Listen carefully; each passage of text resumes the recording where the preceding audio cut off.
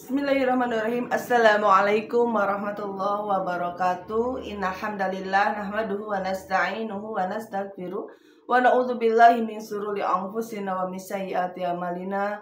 May yahdihillahu fala mudhillalah wa may yudhlil fala hadiyalah. Asyhadu an la ilaha illallah wa asyhadu anna Muhammadar Rasulullah. Allahumma shalli ala sayyidina Muhammad wa ala ali sayyidina Muhammad. Sahabat Kolbun Salim 81 dimanapun kalian berada, alhamdulillahirrabbilalamin, kita bisa berjumpa lagi di channel Kolbun Salim 81 ini. Mudah-mudahan perjumpaan kita selalu ada dalam lindungan Allah Subhanahu wa Ta'ala, ridho Allah, dan tentunya kita mendapatkan ilmu yang bermanfaat untuk kita bekal ibadah kepada Allah Subhanahu wa Ta'ala. Amin ya Allah ya Rabbal Alamin. Sahabatku semuanya yang insya Allah dirahmati oleh Allah Subhanahu wa Ta'ala, pada kali ini saya akan memberikan ilmu tentang azan ya. Nah, azan sahabatku semuanya yaitu suatu seruan ya, suatu seruan bahwa waktu sholat itu sudah tiba ya. Nah, dikumandangkanlah oleh seorang muazin itu adalah azan ya. Nah, sahabatku semuanya, azan ini ternyata tidak hanya dipergunakan untuk memberikan tahu orang tentang waktu masuknya sholat, tetapi azan ini bisa dipergunakan selain itu ya sahabatku, yaitu yang pertama fungsi azan itu yaitu untuk memberikan tahu orang-orang bahwa waktu sholat itu sudah tiba ya, jadi bisa melaksanakan sholat ya, sholat zuhur, asar, maghrib, isya, subuh. Seorang muazin akan mengumandangkan azan ya dengan awalan Allahu Akbar, Allahu Akbar, Allahu Akbar, Allahu Akbar. Asyhadu an la ilaha illallah. Asyhadu an la ilaha illallah. Asyhadu anna Muhammadar Rasulullah. Asyhadu anna Muhammadar Rasulullah.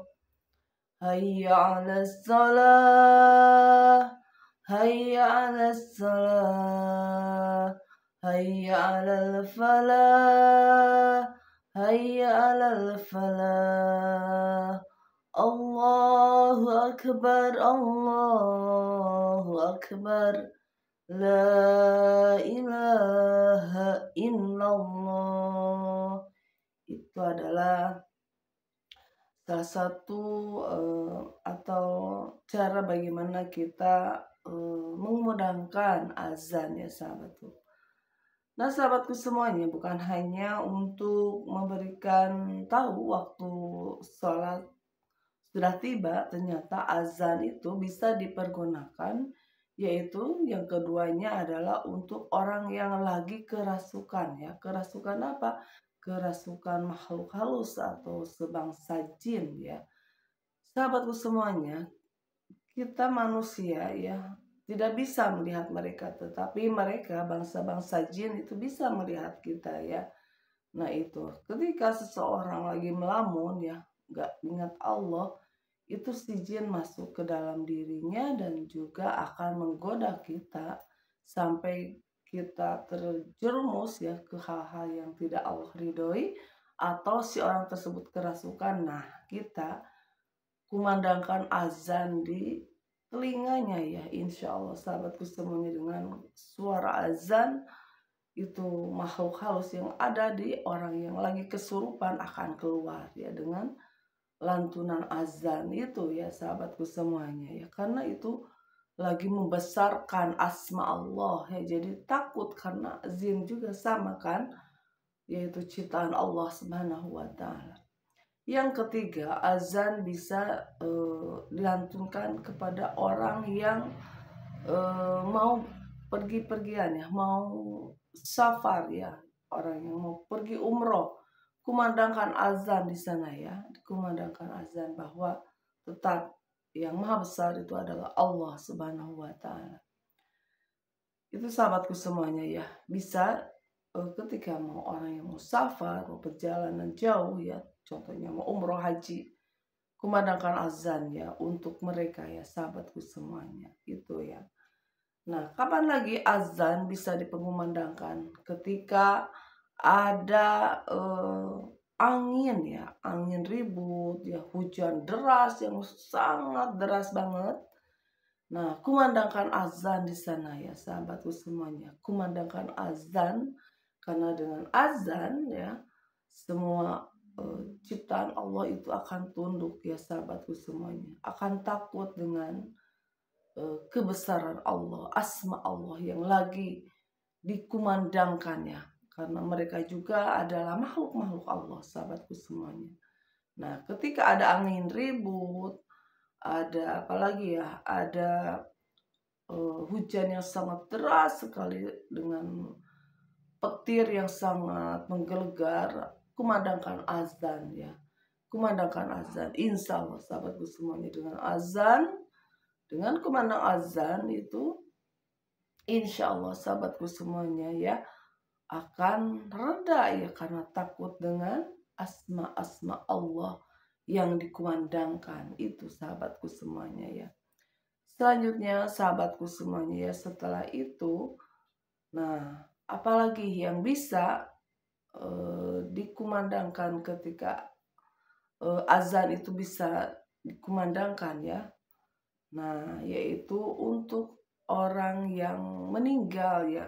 Nah, ketika dimasukkan ke alam barzah itu kan dibuka ya itunya, tali kafannya ya. Nah, di sana kan dikumandangkan azan lagi sahabatku ya. Apalagi ya azan bisa dipergunakan yaitu untuk orang yang bayi ya, yang baru aja lahir ke dunia ya, kumandangkan azan oleh ayahnya ya di telinga sebelah kanan si bayi tersebut, dan iqomah di sebelah kiri si bayi tersebut. Jadi bayi juga sudah harus mendengarkan ya asma Allah dengan membesarkan Allah. Allahu Akbar, Allahu Akbar. Jadi tetap Allah yang maha besar. Itu ketika masuk ke alam dunia ya. Nah, kumandangkan azan juga ketika masuk ke alam kubur liang lahat ya, selesai untuk hidup di dunia ya, kumandangkan azan juga. Jadi sama, azan bisa dipergunakan bukan hanya untuk sholat sahabatku ya, untuk tadi ya, untuk orang yang lagi kerasukan azan ya, coba baca azan itu. Orang yang mau pergi umroh atau pergian jauh ya, kumandangkan azan. Terus untuk orang yang mau baru lahiran ya, bayi ya, coba diazankan ketika ada suasana alam yang sangat ini ya sekali ya, hujan deras atau petir yang lagi menggelegar atau angin ribut, azan kumandangkan ya. Terus apalagi tadi ada orang yang kerasukannya sudah, terus mau umroh atau hajian, orang yang baru lahiran, ada bencana alam, ada juga untuk orang yang meninggal ya, semuanya bisa ya untuk azan ya, untuk diazani ya sahabatku. Karena azan itu adalah asma-asma Allah lagi dilantunkan di sana ya, dan tentunya kita akan mengakui asyhadu anna Muhammadar Rasulullah. Nah, itu yaitu Nabi Muhammad itu adalah utusan Allah Subhanahu wa Ta'ala. Itu sahabatku semuanya ya. Jadi semuanya akan berfungsi ya. Azan itu fungsinya seperti itu. Bukan hanya untuk memberitahu orang bahwa waktu sholat tiba, tapi azan juga bisa dipergunakan untuk hal-hal yang lainnya, yaitu untuk orang yang mau umrohan atau hajian, orang yang safar perjalanan jauh ya, kumandangkan azan. Orang yang baru lahiran ya, si bayi, kumandangkan azan, orang yang udah masuk alam barzah juga kumandangkan azan, orang yang apalagi sahabatku semuanya ya, ketika bencana alam ya, ada angin ribut dan sebagainya, azan juga. Dan sahabatku semuanya, ternyata azan juga bisa ya sahabatku semuanya dipergunakan untuk apa? Untuk hewan ya. Nah, ketika hewan, kenapa hewan diazanin ya? Kalau kita punya hewan, nah hewan apa aja ya? Mau binatang buas atau binatang biasa-biasa aja, tapi hewan tersebut ya ngamuk ya, lagi ngamuk aja gitu ya. Nah, sahabatku semuanya ya, itu kumandangkan azan, dia akan luluh ya, tidak akan memberontak lagi sahabatku semuanya. Itu azan bisa dipergunakan untuk hewan-hewan ternak atau hewan buas ya, yang lagi ngamuk-ngamuk, itu bisa sahabatku semuanya ya, untuk supaya hewan tersebut jinak ya. Nah, kumandangkan azan ya sahabatku semuanya, insya Allah akan luluh ya hewan tersebut. Karena apa? Karena sama makhluk Allah Subhanahu wa Ta'ala. Terus apalagi azan bisa dikumandangkan kepada orang yang emosional ya sahabatku. Emosional seperti apa? Ya, manusia yang selalu marah-marah ya. Marah-marah itu marah-marah kan dari apa? Dari perbuatan syaitan. Nah, kumandangkan azan, insya Allah dengan azan setan akan takut ya, ya orang yang marah tersebut akan reda ya, karena takut dengan asma Allah. Karena orang yang marah itulah bukan dia, tapi setan yang lagi merasuki si tubuh manusia tersebut, sehingga supaya manusia itu tergerincir ya ke jalan yang tidak Allah ridhoi. Nah, kumandangkan azan di sana ya, membesarkan asma Allah ya. Dan untuk orang-orang yang suka maksiat juga, coba kumandangkan azan. Mudah-mudahan dengan azan tersebut hatinya akan luluh.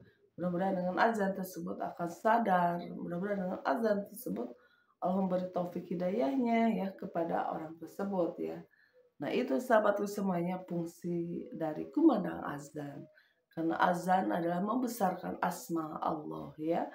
Azan juga membesarkan junjungan kita yaitu Nabi Muhammad SAW. Dengan azan orang akan merasakan hatinya akan luluh ya.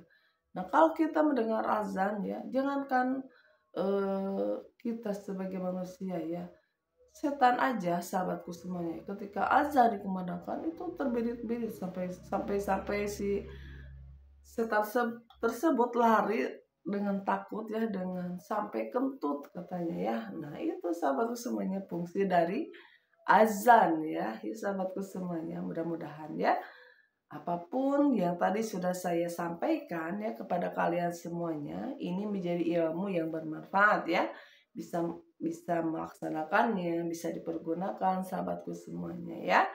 Insya Allah mudah-mudahan menjadi wasilah kita mendapatkan maghfirah, rahmat, ridhonya Allah Subhanahu wa Ta'ala.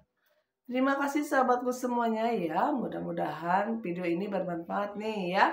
Khususnya untuk saya pribadi bisa mengamalkannya, umumnya untuk kalian semuanya yang mendengarkan di sana.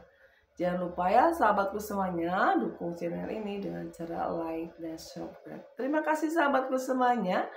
Billahi taufiq wal hidayah. Wassalamualaikum warahmatullahi wabarakatuh.